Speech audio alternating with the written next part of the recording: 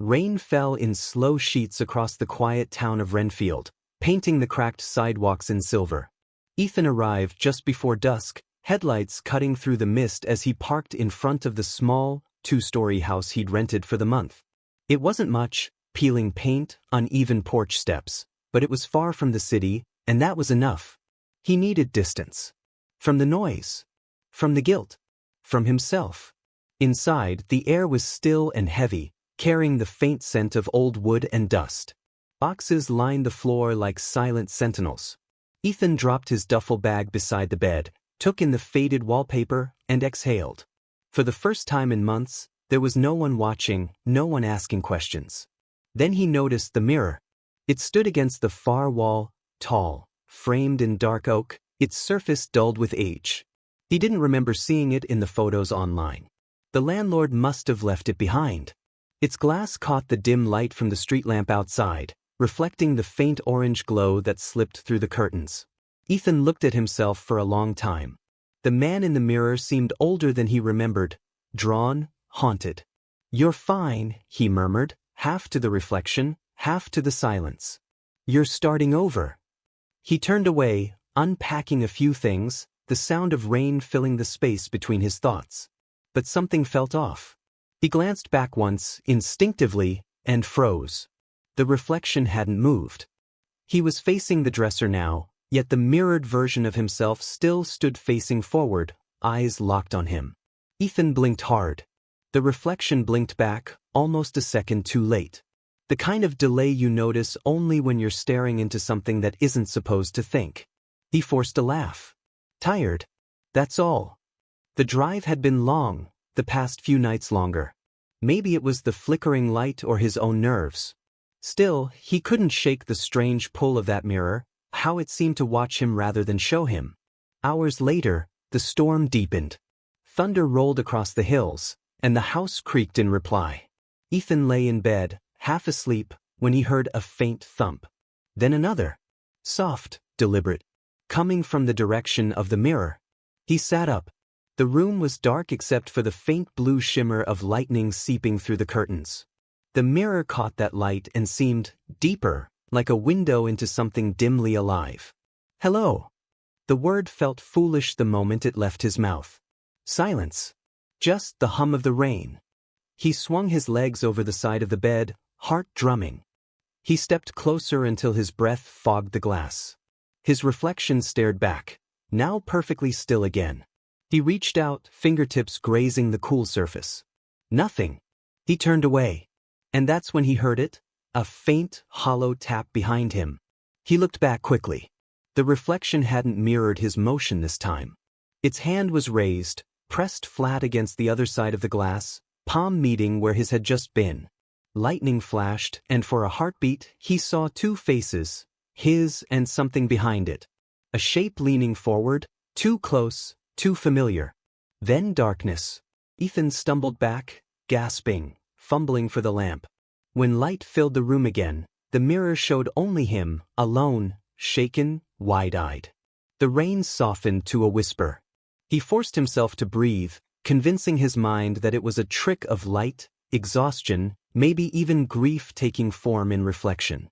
He lay back down, leaving the lamp on this time, eyes fixed on the glass until sleep finally dragged him under. By morning, the storm had passed.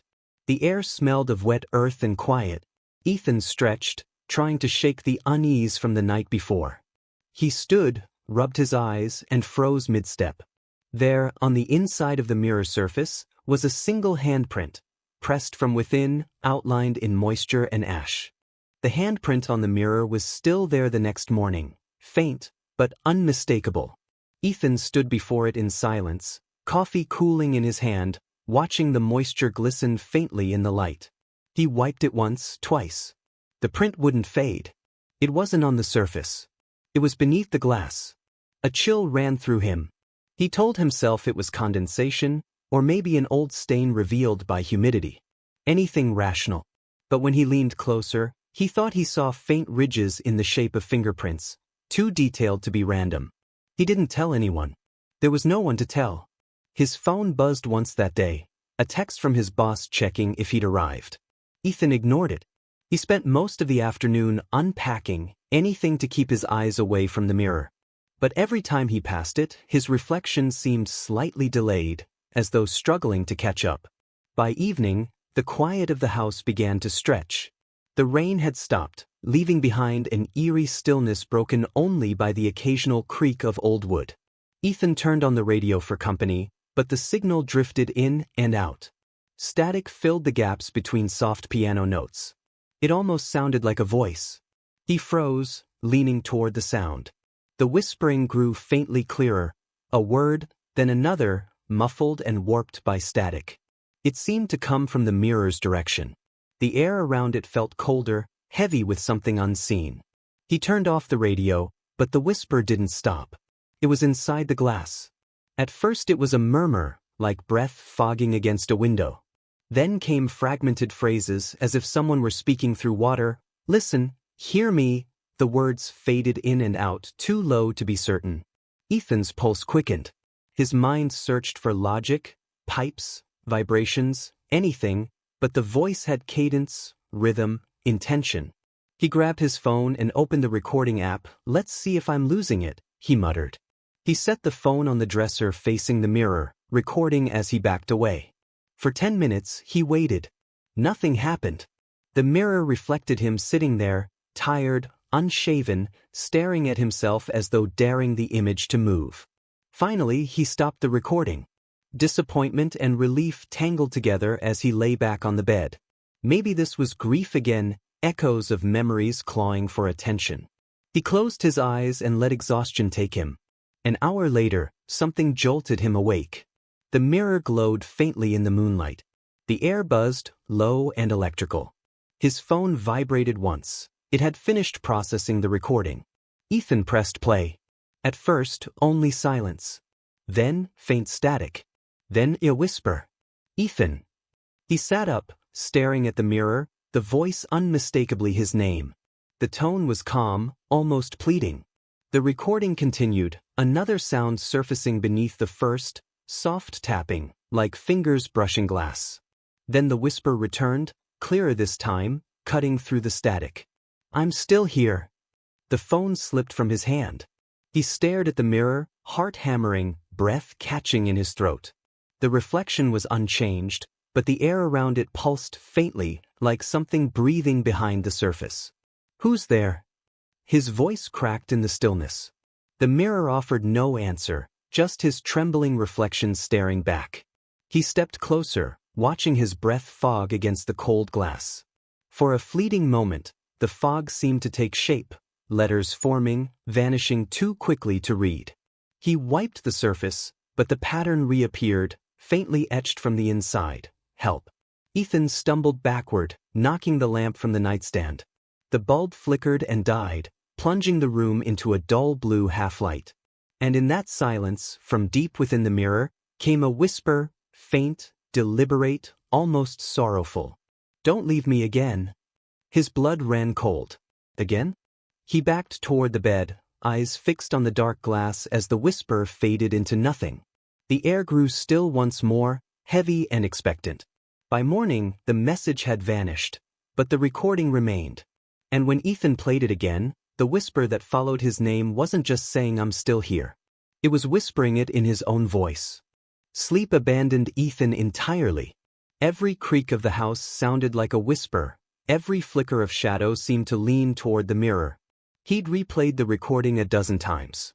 Each listen made the voice clearer, heavier with something human, something that knew him.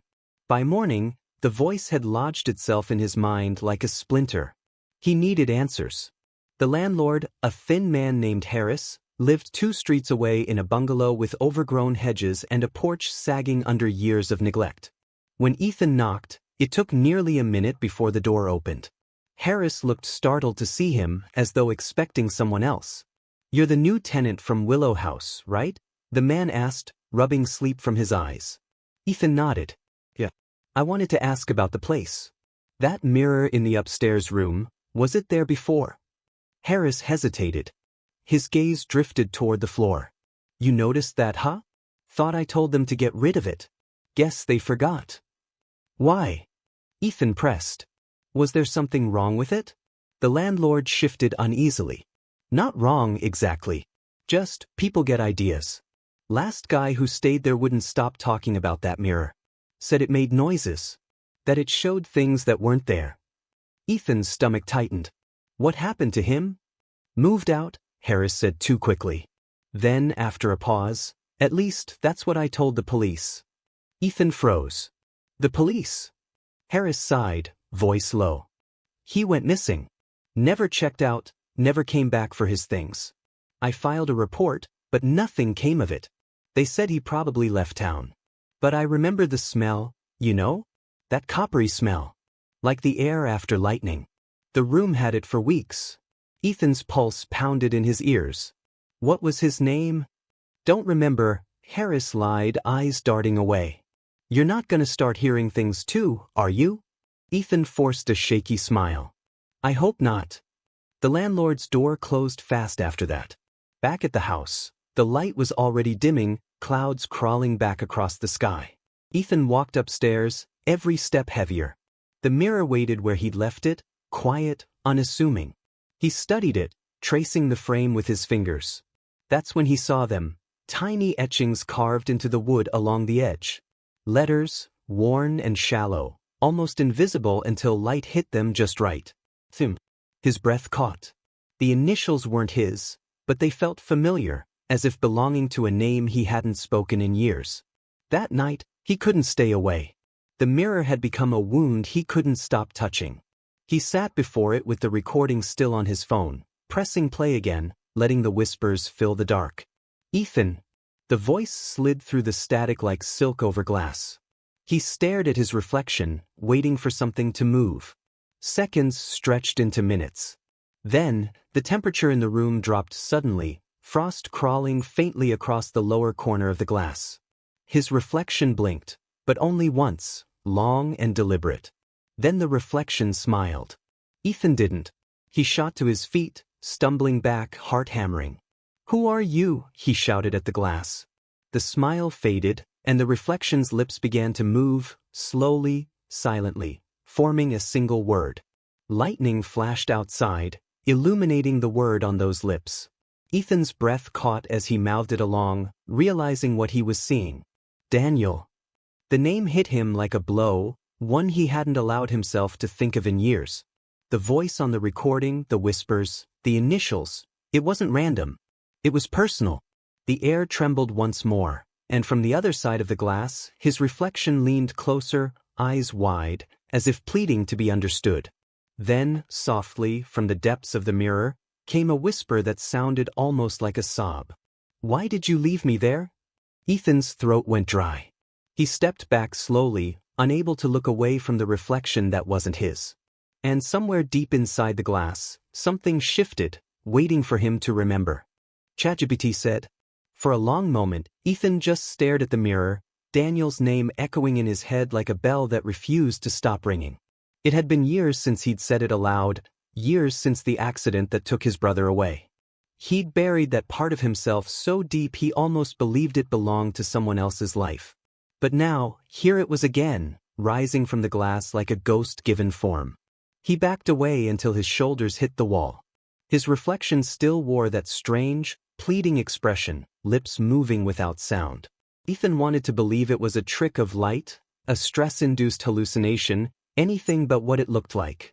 Yet something deep inside him, a cold, buried instinct, knew it wasn't just his mind. Daniel? The name came out broken, unsure. The reflection blinked once, slowly, as if answering. Memories began bleeding through the edges of Ethan's thoughts. The summer creek, the old bridge, the laughter before the scream. He saw Daniel's small hand slipping from his own, saw the flash of white water below, and then nothing but the silence afterward, the silence that had followed him all his life. He'd told everyone it was an accident, that Daniel fell, that he tried to save him. But the truth had never stopped whispering beneath his conscience. Now it whispered through glass. He forced himself to move closer, drawn by equal parts dread and guilt. The mirror's surface shimmered faintly, showing not his dim bedroom but a different scene behind him. A sunlit field, tall grass swaying in slow motion. It was impossible, but it was real. He reached toward the image, fingertips trembling. For an instant, he swore he could feel warmth radiating from the other side. Then Daniel appeared in the reflection, not as a child, but as he might have looked now, grown, familiar and foreign at once. His eyes were soft, almost forgiving, but there was something else beneath them, an accusation Ethan couldn't bear to face. "Why now?" Ethan whispered. "Why after all these years?" The reflection tilted its head, as if listening. The faint whispering returned, drifting from somewhere deep in the glass. Words formed between the static, shaped by memory itself. "You promised you'd come back." Ethan's knees weakened. He gripped the dresser for balance, breath shallow. "No," he murmured. "You're not him. You can't be." The mirror flickered, and the room changed around him. He was back at the creek, the same rocks, the same rushing sound of water. But he was standing above it looking down. His heart pounded as he realized the scene wasn't memory anymore. It was replaying. The reflection showed him the moment he'd tried to forget. Daniel calling out, reaching for his hand, Ethan hesitating for a single heartbeat too long. That hesitation had cost everything. The illusion shattered. He stumbled back, gasping, tears cutting tracks down his face. The mirror returned to normal, only his shaken reflection staring back. He pressed his palms against the cool surface. "I'm sorry," he whispered. "I was scared. I didn't mean to." The reflection didn't mimic him this time. It leaned closer, eyes dark with something unreadable. "Then prove it," the voice said, clear, real, echoing inside the room rather than his head. Ethan froze. The voice was Daniel's, deeper now, but unmistakable. He looked behind him. Nothing. Only the empty room, his ragged breath, and the mirror waiting like an open wound. "Prove what?" Ethan whispered. The reflection smiled faintly. "That you remember." Before Ethan could move, the glass pulsed once, softly, like a heartbeat, and a faint crack snaked across the surface. From behind it, something glinted, a piece of paper, yellowed and folded, pressed between layers of glass. Ethan stared at it, his pulse quickening. He realized something was hidden there, something meant for him. And when the whisper returned, it wasn't from memory but from the present. "Find the picture, Ethan. It's where I am." The light flickered out, plunging the room into silence. When it returned, the reflection had vanished, but the faint outline of a photograph had appeared behind the broken glass, waiting to be found. Morning came gray and heavy. The storm had rolled out, but the air still felt charged, as if the house remembered what had happened. Ethan hadn't slept. Every time he closed his eyes, he saw the crack in the mirror, the faint outline of that photograph trapped inside the glass. He stood in front of it now, coffee untouched on the dresser, staring at the fragile line running diagonally across the mirror's surface. The photograph was wedged between two panels of glass, impossible to reach without breaking it further. His reflection looked back at him with that same hollow exhaustion, but in the fractured glass, his reflection didn't line up perfectly. It looked shifted, like two faces overlapping out of sync. Ethan exhaled shakily and grabbed a screwdriver from one of the unpacked boxes. "You wanted me to find it," he murmured to the reflection, "so I'm finding it." The first crack was deafening. The sound of splintering glass echoed through the small room, followed by the dull, almost wet thud of a fragment hitting the floor. He worked carefully, prying away shards until the paper slipped free. His hands trembled as he lifted it. A photograph. He expected it to be old, something from childhood, something yellowed by years, but the image looked recent. The paper was crisp, the colors vivid. Ethan's breath caught in his throat. It was him and Daniel. Not as boys, but as adults. The photo showed them standing side by side in front of this very house. Ethan recognized the porch railing, the same cracked paint. He was even wearing the jacket he'd unpacked 2 days ago. But Daniel looked alive. Older. On the back of the photo was a faint date, smudged but legible, October 3rd. 2 weeks before Ethan moved in. He staggered backward, clutching the picture. The house seemed to tilt around him, the floor groaning under invisible weight. "No," he whispered. "That's not possible." His voice barely held together. He checked the mirror again. The cracks caught the morning light, shimmering like veins of silver.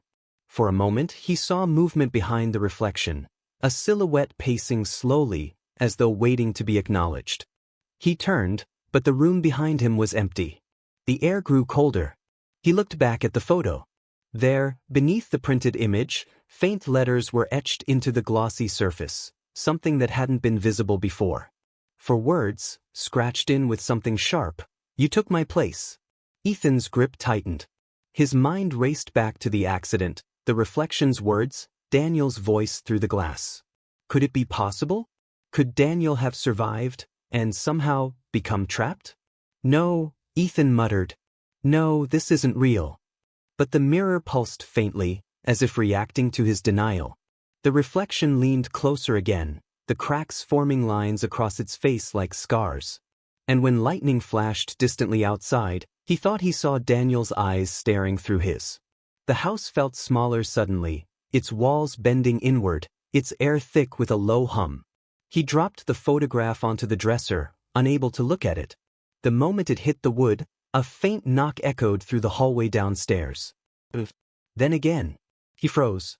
The knock was soft but deliberate, too steady to be wind or pipes. He stepped toward the stairs, each footfall creaking through the silence.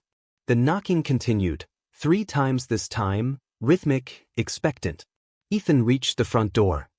His heart pounded so hard it blurred his hearing. He hesitated, glanced back up the staircase toward the mirror one last time. In its fractured surface, he swore he saw movement again, a shape stepping forward, lips forming silent words. Then the knocking stopped. Ethan's breath hitched. Slowly, he turned the knob and opened the door. A man stood on the porch, soaked from the drizzle, his face half hidden beneath the shadow of the eaves. For a heartbeat, Ethan thought he was looking at his own reflection, until the man raised his head. The resemblance was perfect. The voice that followed was soft, trembling, and achingly familiar. "Ethan," he said. "It's me. It's Daniel." For a long, suspended moment, Ethan couldn't speak. The man on the porch, dripping rain, trembling slightly, was Daniel. Older, alive, and standing in the flesh. It defied every truth Ethan had clung to for years. His throat tightened. "That's not possible," he whispered, more to himself than to the stranger. Daniel's eyes softened. "I know what you're thinking," he said quietly. "But I'm here. You don't have to be afraid anymore." Ethan stepped back, gripping the doorframe for balance. The world seemed to tilt. "You died," he said. "I saw." Daniel shook his head. "You saw what it wanted you to see." The words chilled him. The storm's echoes still hummed faintly across the horizon, and in that silence, Ethan heard the faintest whisper coming from inside the house, the mirror calling again. He didn't invite Daniel in, but the man stepped past him anyway, eyes scanning the dim room like he'd been there before. "I know this house," Daniel murmured. "I've been trying to reach you. The mirror, it's the only way I could." Ethan's chest constricted. "Reach me? From where?" Daniel looked at him then, really looked, and Ethan saw something wrong in his brother's expression. His eyes were too sharp, too still. There was no warmth in them, no flicker of recognition beyond the words he spoke. "You left me," Daniel said softly, almost kindly. "And I stayed. For years. But the mirror doesn't forget, Ethan. It shows what should have been." "What are you talking about?" Ethan's voice cracked. "I didn't leave you. I tried to save you." Daniel tilted his head, studying him with an almost childlike curiosity. "Then why do you remember falling?" The question struck him like a blade. He stumbled back a step, shaking his head. "No, you fell." His voice faltered. He could still feel the water, the cold, the weight of the current pulling him under. For a second, his memory flickered, 2 images layered over each other. One of him reaching down. Another of him slipping away. Which one was real? Daniel smiled faintly, the corner of his mouth twitching. "You don't remember it yet, but you will." He walked toward the stairs, each step creaking under his weight. "It's upstairs, isn't it? The mirror." Ethan moved to block him. "You can't go near it." Daniel stopped, meeting his eyes with a gaze that felt endless. You think you brought it here, but it brought you. Thunder rumbled again, distant but growing closer. Ethan's skin prickled with static as Daniel's reflection appeared faintly in the window behind him, only the reflection was moving differently, one step out of sync. Stop, Ethan said, voice trembling. You're not my brother. Daniel's expression softened again, almost pitying. Maybe not the one you remember. But I am the one who remembers you. The lights flickered. Shadows stretched along the walls like liquid. The mirror upstairs let out a faint hum, a vibration that seemed to pulse through the floorboards. Daniel turned toward the sound, eyes darkening. It's ready. Ethan grabbed his arm, but his hand met something colder than skin, something that made his fingers go numb. Daniel looked down at the touch, then smiled faintly. You feel it too, don't you? The pull. I don't understand, Ethan whispered. You will, Daniel said. You left me there. And now it's your turn. The words landed heavy and final. Daniel's figure seemed to blur at the edges, light bending around him. For a fleeting instant, Ethan saw something through him, movement, reflections shifting in layers, dozens of mirrored surfaces stacked behind his form. Then Daniel was gone. The space where he stood shimmered like disturbed water before settling into still air. Ethan staggered back, breath ragged, eyes wide with disbelief. The silence returned, heavy and absolute, until a sound drifted down from upstairs. The mirror was humming again. Only this time, it wasn't whispering his name. It was calling him home. The hum from upstairs deepened into a low, resonant vibration that seemed to shake the entire house. Ethan's heart pounded as he climbed the staircase, each step groaning like it carried more than his weight. The air grew colder with every breath, thick and metallic, until he could taste the sharp tang of electricity on his tongue. The mirror was alive. Its fractured surface pulsed faintly with light, like something trapped behind the glass was breathing. Ethan hesitated at the doorway, staring at his reflection split across 100 shards. His eyes seemed multiplied, watching himself from every angle. He whispered Daniel's name once, and the light in the mirror flared in response. He stepped closer. What do you want from me? The answer came not in words, but in sound, a deep, rhythmic thudding from within the wall behind the mirror. Ethan froze. It was steady, deliberate, like someone knocking to be let out. He reached out and touched the cracked frame. The wood felt loose. Instinct took over. He grabbed a hammer from the floor, wedged it under the edge, and began to pry. The first nail gave way with a shriek. Then another. The mirror shifted forward, revealing a dark hollow behind it. A cold draft rushed through, carrying the scent of earth and something faintly burnt. Ethan aimed his flashlight into the space. Something was there. A small compartment built into the wall, lined with soot, splinters, and ashes. At its center lay a charred book, its leather cover warped by heat. He reached in, fingers brushing the brittle edges, and pulled it free. The title was long erased, but when he opened it, his own handwriting stared back at him. For a long moment, Ethan couldn't breathe.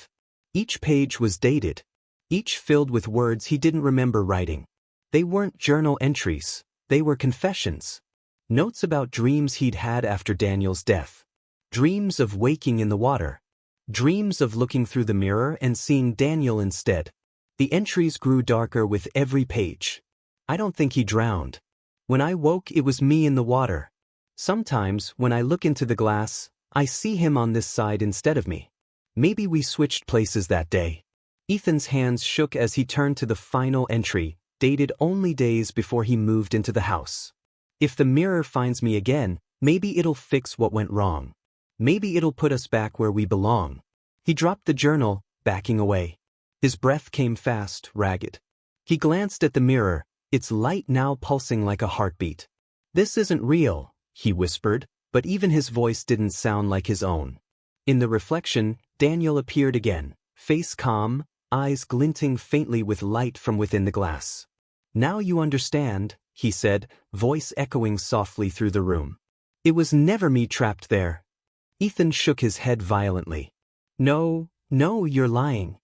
Look closer, Daniel's reflection urged. Ethan turned toward the mirror again. His reflection stood beside Daniel's, but something was wrong. His mirrored self wasn't moving. Its expression was blank, its eyes hollow. And as Ethan watched, the still reflection began to smile, a slow, patient curl of lips that wasn't his. The mirror trembled. Cracks spidered outward from the center, light bleeding through them in brilliant white veins. Ethan stumbled back as a sound like splitting glass filled the room. Through the glow, he could see shapes, hands pressing outward, silhouettes shifting like shadows in fog. "Stop," he shouted. "You're not real." Daniel's voice came again, softer now.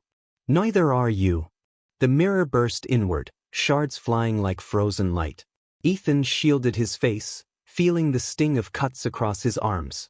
When he looked again, the reflection was gone, but the surface had turned liquid, rippling like a pond disturbed by wind. And from somewhere deep within, a figure moved toward him, slowly, deliberately. It wore his face. Ethan backed away until his shoulders hit the wall, but the glass only shimmered brighter, the ripples widening until he felt the vibration through the floor.